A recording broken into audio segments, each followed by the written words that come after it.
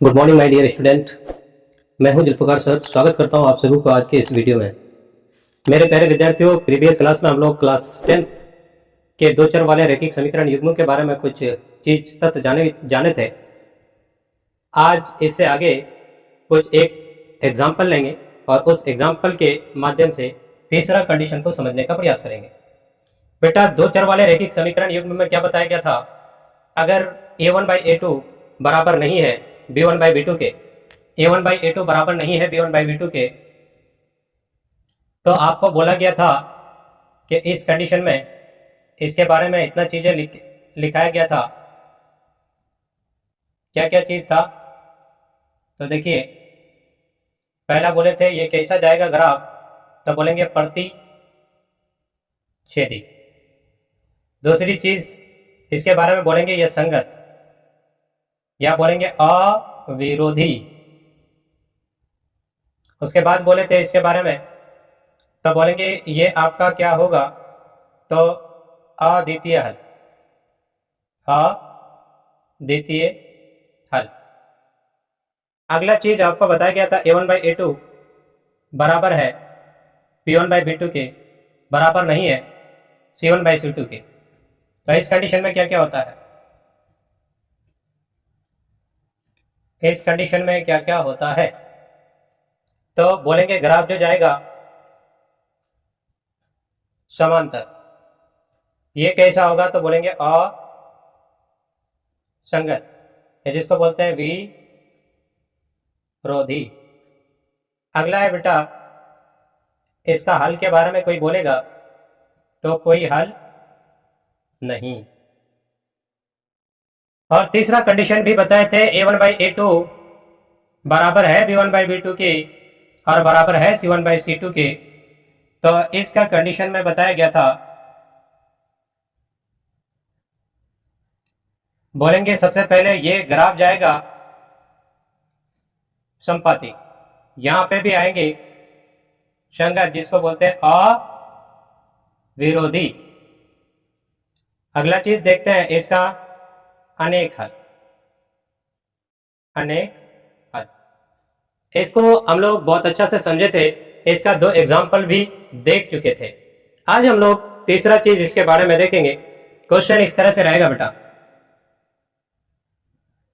Question रहेगा, बोलेगा 2x + 3y - 9 = 0 तथा 4x + 6y - 18 = 0। रैखिक दो चर वाले, या बोलेंगे रैखिक समीकरण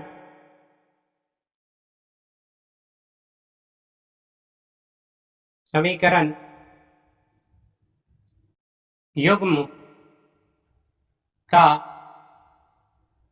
समीकरण निकाय। उसके बाद बात करें अगर ग्राफ तथा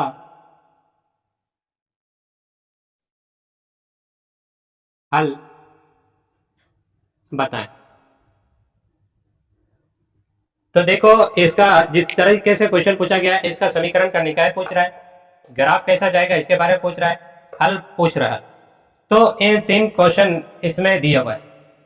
पहले क्या लिखोगे? सॉल्यूशन। उसके बाद क्या है बेटा? दिया है, दिया है क्या? 2x + 3y - 9 बराबर 0। ये हो गया। इसको समीकरण 1 मान लो। थोड़ा सा स्पेस छोड़ेंगे, 4x + 6y - 18 = 0 समीकरण 2 मान लेंगे। अब यहां पे करना क्या है? बोलेंगे सर a1 के जगह पे 2 है, b1 के जगह पे 3 है, c1 के जगह पे -9 है। इसी तरह से a2 के जगह पे 4 है, b2 के जगह पे आपका 6 है और c2 के जगह पे -18 है। अब यहां पे समझो, इसका कंपेरिजन करोगे, तुलना करोगे, तो a1/a2 2/4 काटा पीटा करो बेटा, 2 एकम 2, 2 दूनी 4, आया कितना 1/2, 1/2 आया। आप क्या करोगे, फिर कॉमा लगाते हैं, b1/b2 कितना है b1 3, ये कितना है 6, 3 एकम 3, 3 दूनी 6, तो यहाँ पे करेंगे तो 1/2।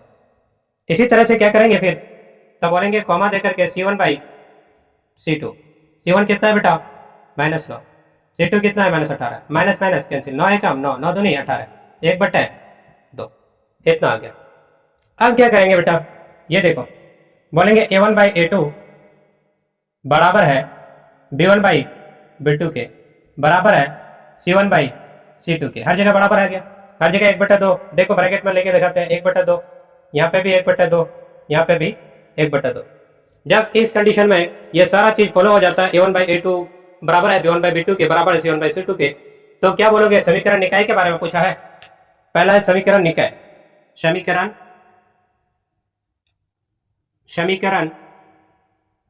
निकाय, इसका कंडीशन क्या कह रहा है, तो बोलेंगे समीकरण निकाय संगत, संगत। दूसरी चीज बोला है ग्राफ कैसा जाएगा बेटा, ग्राफ, तो जब इस तरह से होता है तो बोलेंगे ग्राफ जाएगा संपाती, संपाती बोले तो एक दूसरे के ऊपर चढ़ के जाएगा। समीकरण का हल,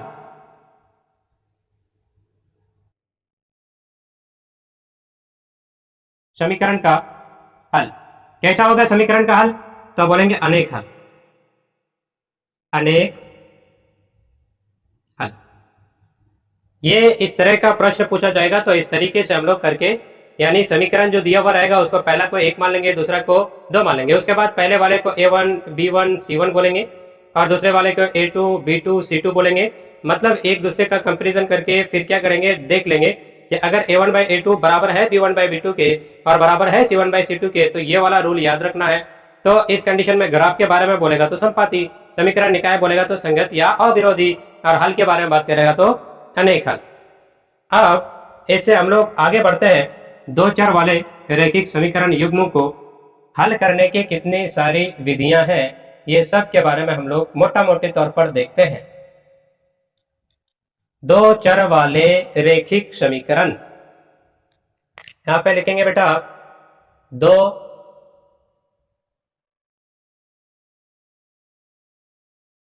चर वाले रैखिक समीकरण युग्म को या युग्मों को हल करने की विधियां, कितने विधि से, कितने तरीके से 2 चर वाले रैखिक समीकरण युग्मों को हल किया जाता है। 2 चर वाले रैखिक समीकरण को कितने विधियों के द्वारा हल किया जाता है। देखो बेटा, सबसे पहला काम क्या करते हैं, यहां पे 2 तरह के विधि का अप्लाई होता है। ये देखो, एक को बोलते हैं ग्राफीय विधि, ग्राफीय विधि, और दूसरा होता है बेटा बीज गणितीय, बीज गणितीय विधियां, विधियां, क्योंकि इसमें बहुत सारा होता है, उसमें केवल एक ही होता है, इसी वजह से ये ग्राफीय विधि हुआ और यहाँ पे ग्राफीय विधियां। अब देखो बीज गणितीय विधियों में क्या क्या चीज आता है, बीज गणितीय विधियों में क्या क्या चीज आता है, कितने तरीके से हल निकाला जाता है। देखो बेटा, यहाँ पे पहला देखेंगे, इसके अंदर जो देखा जाता है इसको बोलते हैं प्रतिस्थापन, प्रतिस्थापन विधि, प्रतिस्थापन विधि। दूसरा होता है बेटा विलोपन, विलोपन विधि, और तीसरा होता है आपका वर्गगुणन विधि।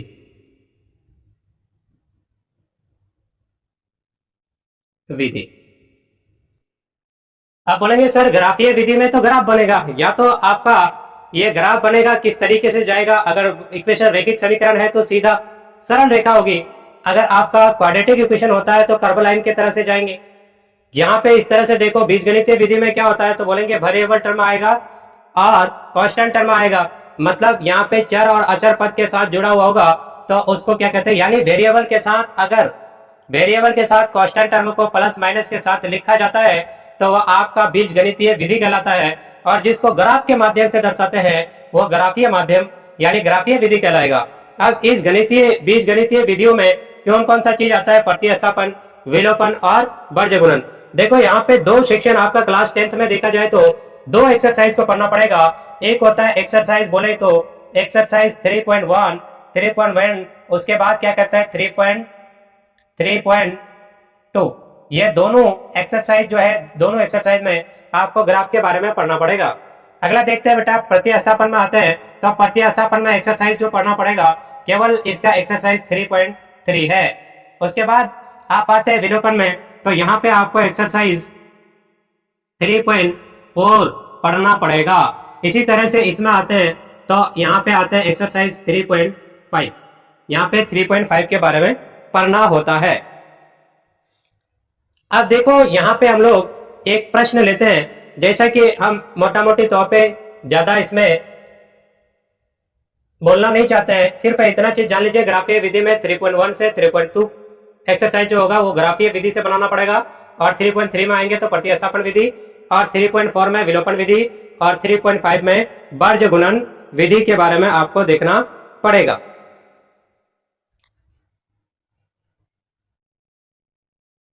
एक एग्जाम्पल लेते हैं और हम लोग ग्राफीय विधि से इसको हल करने का प्रयास करेंगे।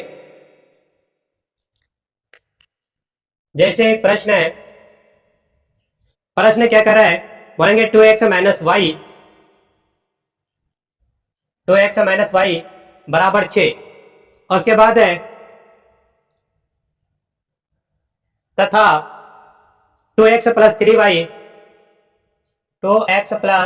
3y बराबर हो गया बेटा 9 को ग्राफीय विधि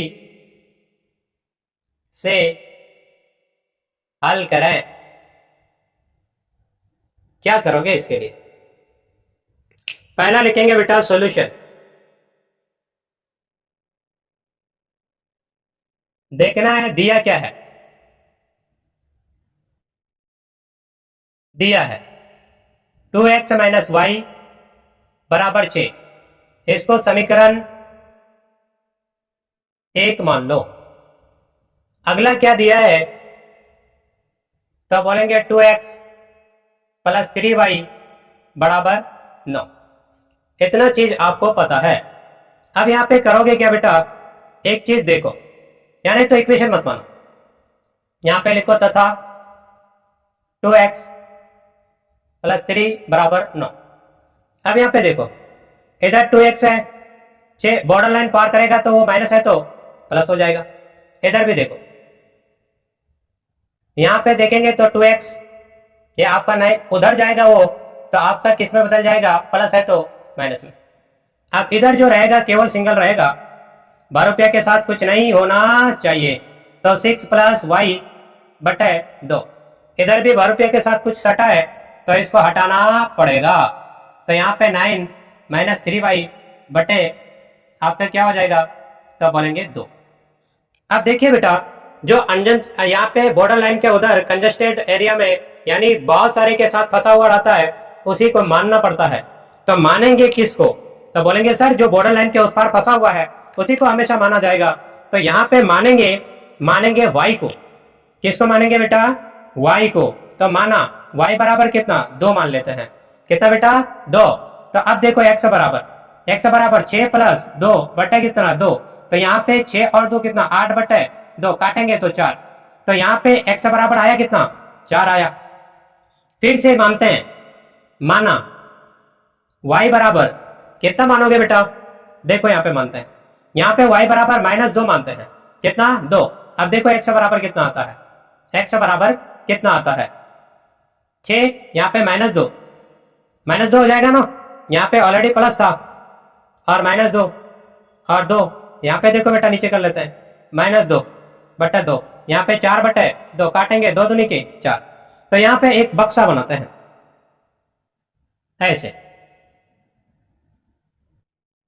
ऐसे बक्सा बना लिया, 3 घर बन गया, ऊपर x लिखेंगे नीचे y, माने किसको बेटा, बोलेंगे y को, तो y को माने थे 2, तो x से कितना आया 4, यहाँ पे y किसने को माने थे, y को माने थे -2, तो x से कितना आया बेटा 2। अब चलिए इधर का काम बाकी है, यहाँ पे करके देखते हैं, यहाँ पे करके देखेंगे तो देखो इधर कौन फंसा हुआ है बीच में, y, तो y को मानना पड़ेगा, y बराबर कितना, तो बोलेंगे सर y बराबर 1 ही मानिए।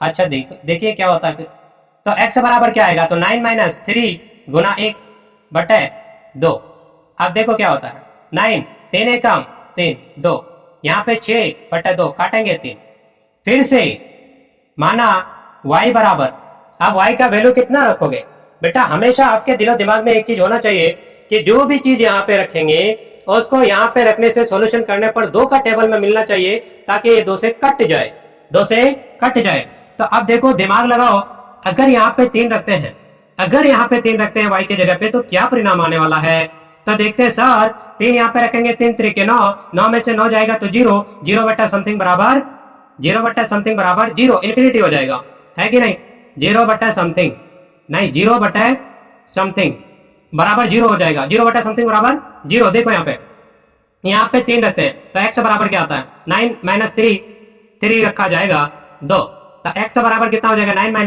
9/2, 0 बटे समथिंग बराबर क्या हो जाएगा 0 बटे समथिंग बराबर 0, एक खत्म, 0 आ गया। अब देखो इसको भी बक्सा बनाते हैं, चलो बेटा बक्सा बनाए,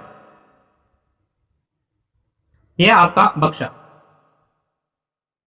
इस तरीके से, ऊपर x नीचे y, ऊपर देखो माने किसको थे, y को, तो y माने 1, तो x से कितना आया 3, y माने 3, तो x से कितना आया 0 आया। अब इसको क्या करना है, ग्राफ बना करके दर्शाना है, क्या करना है बेटा, ग्राफ बनाना है, चलो हम इधर बना देते हैं। तो ग्राफ बनाने के लिए आपको करना क्या पड़ेगा, तो सबसे पहले एक ऊर्ध्वाधर लाइन और दूसरा आपका वर्टिकल लाइन डालना पड़ेगा। ये लो देखो, अभी हम इस तरह से हॉरिजॉन्टल लाइन डालें, फिर बाद में हम वर्टिकल डाल रहे हैं, ये ऊर्ध्वाधर जिसको बोलते हो, ये है ऊर्ध्वाधर यानी वर्टिकल। अब इधर क्या होता है बेटा, आप जानते हैं कि इधर सर x डैश होता है, इधर आपका x होता है, इधर आपका y होता है और इधर आपका y डैश होता है। हाईएस्ट कितना तक है, 4 तक, तो 4 ही तक जाएंगे, उससे ज्यादा नहीं। देखो बेटा 1 2 3 4 तक, इधर भी 1 2 3 4, इधर भी 1 2 3 4, इधर भी इसी तरीके से 1 2 3 4, नंबरिंग करो, यहाँ पे 4 3 2 1 1 2 3 4, यहाँ पे बेटा 4 2 4 3 3 2 1 1 2 3 4, जिधर डैश डैश लगा है वो माइनस में है, डैश डैश वाले माइनस में है। इस तरह से कर दिए। अब देखो पहले इक्वेशन में जाएंगे तो देखते हैं कि x बराबर कितना है बेटा, तो x बराबर सर 4 है, x बराबर 4 है, तो x 4 कहाँ है, x 4 इधर चलेंगे, इधर x 4 मिल गया। y कितना है 2, y आपका 2, तो ऊपर ही जाएंगे, ये हो गया 2। अब ये दोनों आकर के जहां पे टकराएगा उसको पकड़ना पड़ेगा, तो बोलेंगे सर ये y इस तरह से जाएगा और यहाँ पे ये, तो यहाँ पे जाकर के ये दोनों मिलेगा, यहाँ पे मिलेगा, इन दोनों का पोजीशन यहीं पे, इधर से ये जाएगा, इधर से ये मिलेगा, कहाँ पे, यहाँ पे मिलेगा। तो इस बिंदु को दर्शाएंगे, यहाँ पे देखो बोलेंगे क्या आया, तो पहले x वाले को लिखते हैं 4, उसके बाद y वाले को लिखते हैं, तो y वाला 2, इस तरह से लिख दिए, एक बिंदु को दर्शा दिए। फिर क्या है बेटा, तो x बराबर सर 2 है, तो x बराबर 2 तो इधर रहना पड़ेगा क्योंकि ये तो प्लस में है, और y बराबर -2, तो y बराबर ऊपर नहीं जाएंगे क्योंकि माइनस है तो माइनस नीचे है, तो यहाँ पे हो रहा है, अब देखो ये दोनों इंटरसेक्ट कहाँ करता है, तो ये इधर से जाएगा, ये इधर से, ये दोनों एक दूसरे की तरफ से आएगा, तो बोलेंगे सर यहाँ पे आकर के मिलेगा, यहाँ पे इस तरीके से मिलेगा। तो फिर क्या होगा,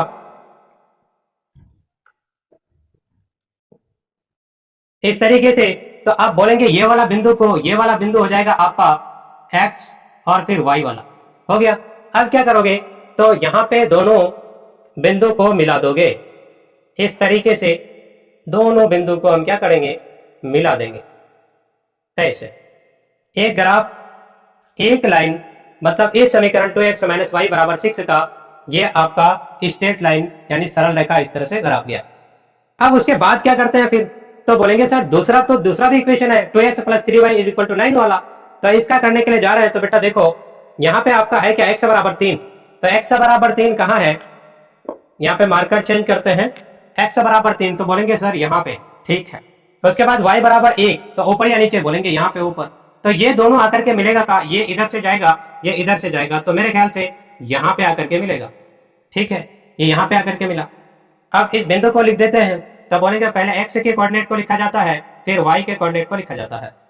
अब फिर इधर देखते हैं, तो x बराबर 0, x बराबर 0 है तो यहीं पे होगा। अब y बराबर 3 है, तो y बराबर 3 यहाँ पे, तो इसी में बैठ गया। तो अब क्या करोगे, तो इस कोऑर्डिनेट को लिखोगे, तो बोलेंगे सर x है तो 0 और y बराबर 3। अब यहाँ पे ये इस तरीके से एक दूसरे बिंदु को इस तरीके से मिला देना है, ऐसे करके, इस तरीके से हम लोग क्या किए, इसको मिला दिए। अब यहाँ पे देखते हैं, जहां पे ये दोनों बिंदु टच करता है वहां उसका वैल्यू होता है, यहाँ पे जो टच करता है इसी का मान होता है, इसी का क्या होता है, मान होता है। तो ये आपको जब भी ग्राफ बनाने के लिए, अगर आप ये विधि से हल करने के लिए बोलेगा, तो आपको इसी प्रकार जो है बना करके दिखाना पड़ेगा। तो बस आज के लिए इतना ही।